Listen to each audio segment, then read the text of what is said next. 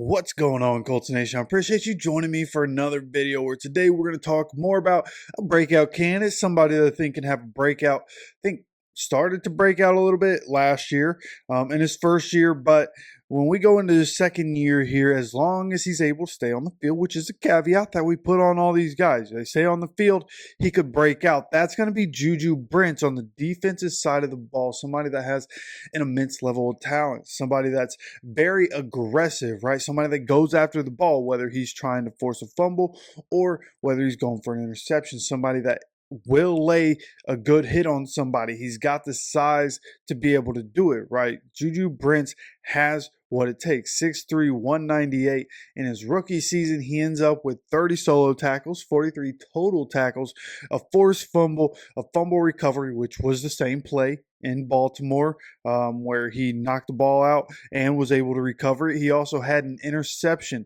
And when you throw in, right, he's forced 2 turnovers, and then he had the 6 passes defended.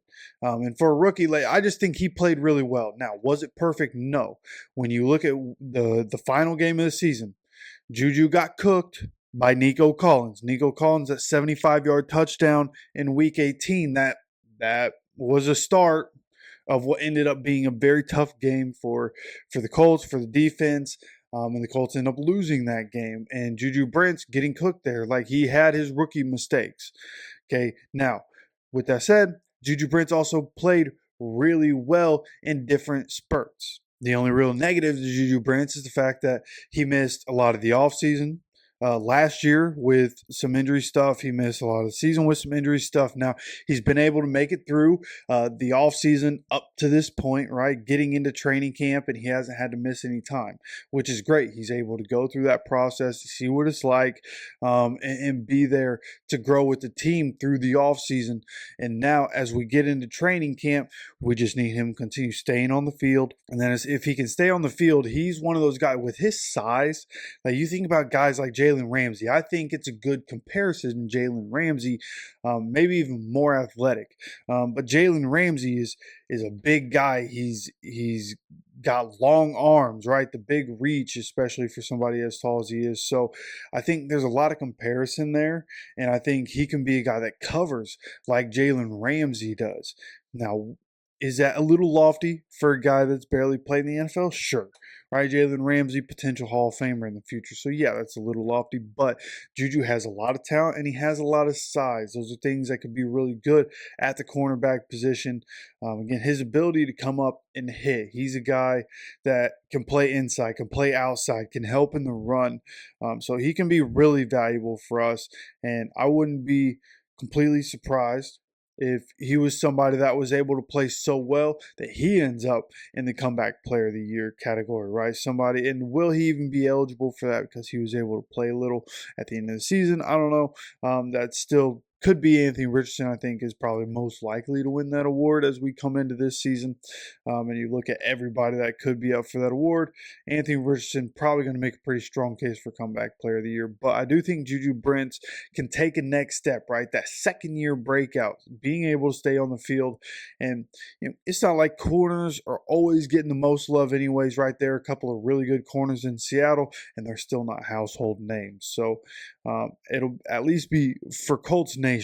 We will understand by the end of 2024 that Juju Brents is one of the best corners in the NFL. I think he has that kind of potential, and I think he can do it quickly. His athleticism, his size, again, going to continue harping on that because that's really what we have to go off of. You look at what he's done on the field and in the short time that he's been on the field, right? It's not like he played in a whole bunch of games last year, but the games that he did play, he made an impact.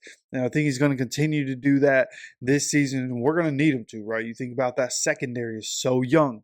We're still at a point where we haven't signed any safeties to come in and fill that spot. So are we going to ride out with Rodney Thomas, or are we going to ride out with Nick Cross? Who are we going to have at that starting safety spot opposite of Julian Blackmon? That's a big question. And we need the corners to take that next step. Jalen Jones played very well for a 7th-round rookie. Just for a rookie in general, Jalen Jones played great, but he's a 7th-round rookie, which makes it even better. He played incredible last year. Well, again, wasn't perfect, played really good coverage. And then Juju, as long as he's on the field, we should be good Honestly, Dallas Flowers is coming back. Will he make it into the starting lineup? Probably not, but he's going to be a good rotational piece for those guys. And then we have Kenny Moore in the slot. So secondary could be good. We just need these guys again to stay on the field.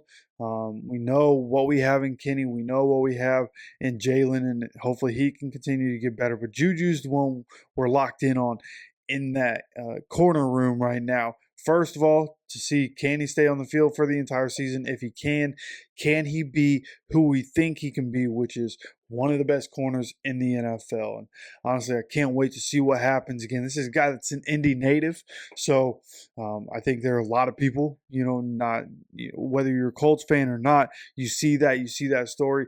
Kind of hope that guy has some success where he is, right? And hopefully he's able to get that done. And we're going to have more conversations about guys that could be breakout candidates, guys that we expect to take that next step, right? And all these videos we're doing, right? We started with Anthony Richardson, now we're doing Juju Brents. We are talking about second-year guys. Which guys that got drafted in 2023 do we expect to turn up and be a guy that we can depend on this year and in the future? We're going to keep talking about that. So make sure you're subscribed with notifications on so you continue to get notified anytime these videos come out. Training camp updates are coming out as well. And of course, I appreciate you stopping by for another video. With that said, take care of yourself, take care of each other, and go Colts.